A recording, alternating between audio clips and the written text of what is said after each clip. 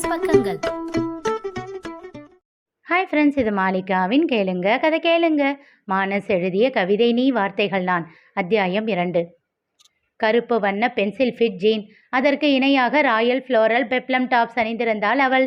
தோள்பட்டை வரை புரண்டது அடர்த்தியான கூந்தல்.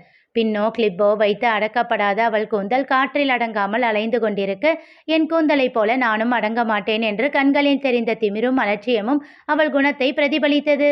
இடது கையில் காஸ்ட்லி வாட்ச், வலது கையில் மெல்லிய பிளாட்டினம் பிரேஸ்லெட், கழுத்திலும் மெல்லிய பிளாட்டினம் செயின், அதில் தொங்கிய வைரம் பதித்த சிறிய டாலர். அவள் நிறத்திற்கு செயின் கழுத்தில் இருப்பது கூட தெரியவில்லை, அப்படி ஒரு நிறம். ஸ்டைலாக தோளில் தொங்கிய பை.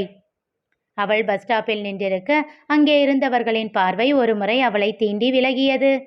வாவ், அந்த அக்கா எவ்வளவு சூப்பரா இருக்காங்க பாரேன், பள்ளி சீருடை அணிந்த சிறுமிகள் தங்களுக்குள் சொல்லிக் கொண்டனர்.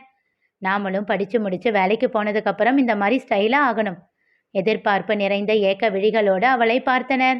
வெயில் சுல் என்று மேலே விழத் தொடங்க தன் டாப்ஸில் மாட்டியிருந்த கருப்பு கண்ணாடியை எடுத்து அணிந்து கொண்டாள். நேற்று நைட்டெல்லாம் எவ்வளவு மழை, இன்னைக்கு பாரு எப்படி வெயில் அடிக்குது என்று ஒருவர் புலம்பினார். நீ வேற, கோயம்புத்தூர்ல இருக்கிற நாமளே இப்படி புலம்பனா வேலூர் பக்கம் இருக்கிறவனெல்லாம் எப்படி புலம்புவான்? எப்பவுமே அங்க எல்லாம் வெயில் அதிகம். அது சரி, நம்ம ஊர் மாதிரி வருமா? அவர்கள் பேசிக்கொண்டிருக்க தனக்குள் சொல்லிக்கொண்டாள் அவள். ஆமா, சென்னையை விட இந்த ஊர் நல்லா தான் இருக்கு. பேசாம இந்த வேலை பிடிச்சிருந்தா இங்கேயே செட்டில் ஆகிட வேண்டியதுதான். அவள் ரிதன்யா, நம் நாயகி. எந்த எதிர்பார்ப்பும் இல்லாமல் இந்த ஊருக்கு வந்தவளுக்கு எதிர்பார்ப்புகள் தொடங்கிவிட்டன. அவளுடைய ஆசைகள், விருப்பங்கள், எதிர்பார்ப்புகள் எல்லாவற்றையும் இந்த ஊர் நிறைவேற்றுமா? பார்க்கலாம். பேருந்து நிறுத்தத்தை நோக்கி நடந்து வந்து கொண்டிருந்தான் அஸ்வின். ஒரு கார் அவனை கடந்து செல்ல போக, குட்டையில் செல்லும் போது மழை தண்ணீர் தன்மேல் விழுந்து விடாமல் இருக்கும் பொருட்டு வேகமாக பின்னே நகர்ந்தான். நகர்ந்தவன் ரிதன்யாவின் மேல் கொஞ்சமாக இடித்து விட்டான். சட்டென்று திரும்பியவன் ஐம் சாரி என்றான். அணிந்திருந்த கண்ணாடியை கழற்றிவிட்டு அவனை முறைத்தாள் Rithanya. Madam, really sorry madam, நான் கவனிக்கல. அவளோ வாயில் மெல்லும் சூயிங்கம்மோடு அலட்சியமான ஒரு பார்வையை அவன் மேல் வீசிவிட்டு திரும்பிக் கொண்டாள். பேருந்து வருவதை கண்டதும் தன் கண்ணாடியை மடக்கி மீண்டும் டாப்ஸிலேயே சொருகி கொண்டாள். ரொம்ப திமிர் பிடிச்சவளா இருப்பா போல என்று தனக்குள் எண்ணிக்கொண்ட அஸ்வின் அவனும் பேருந்து வந்து நிற்க காத்திருந்தான். பேருந்து வந்து நின்றது. என்ன இவ்வளவு கூட்டமா இருக்கு, உட்கார இடமே கிடைக்காது போல இருக்கே. பைக் எப்போதான் சர்வீஸ் முடிஞ்சு வருமோ தெரியல. தனக்குள்ளேயே புலம்பிக் கொண்டு பேருந்தில் ஏறினான் அஸ்வின். பரவாயில்லையே, இந்த ஊர்ல எல்லாம் பஸ் இவ்வளவு ஃப்ரீயா வருது. நல்ல வேலை, நம்ம சென்னை மாதிரி இல்லை என்று தனக்குள் சொல்லிக்கொண்டு பேருந்தில் ஏறினாள் ரிதன்யா. பேருந்தின் முன்பக்கத்தில் ரிதன்யா ஏற அஸ்வின் பின்பக்க வழியாக ஏறிக்கொண்டான். ரிதன்யாவை தொடர்ந்து அந்த பள்ளி மாணவிகள் ஏறிக்கொண்டனர். ஏய், அந்த அக்கா பக்கத்துல நான் நிற்கிறேன் என்று சண்டையிட்டு ஒரு பெண் ரிதன்யாவின் அருகில் நின்று கொண்டாள். ரிதன்யா நின்றிருந்த இடத்திற்கு கொஞ்சம் தள்ளிதான் அஸ்வினும் நின்றிருந்தான். அந்த பள்ளி மாணவிகள் ஏதோ தங்களுக்குள் பேசிக்கொண்டே வர திடீரென ரிதன்யாவின் அருகில் இருந்த பெண்ணின் பின்பக்கம் ஒருவன் உரச ஆரம்பித்தான். சட்டென்று உணர்ந்த அந்த பெண் கம்பியை பிடித்து கொண்டு சீட்டில் இன்னும் ஒன்றிக்கொண்டாள்.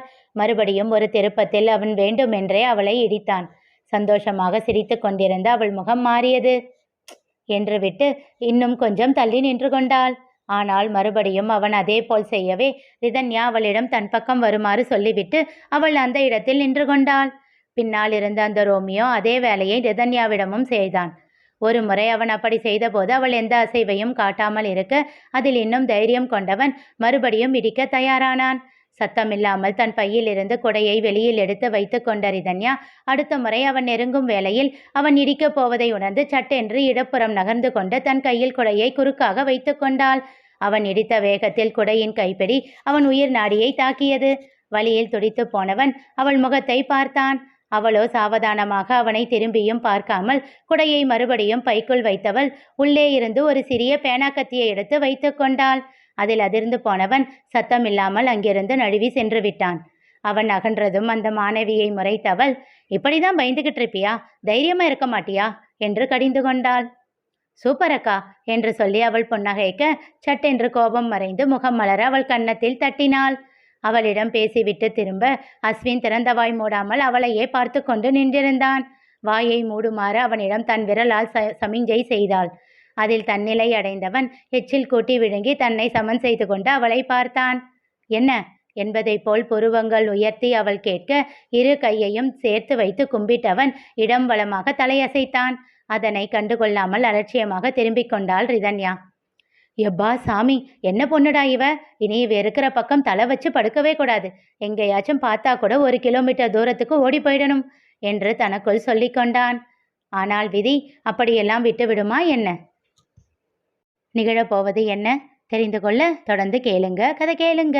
மீண்டும் சந்திப்போம்.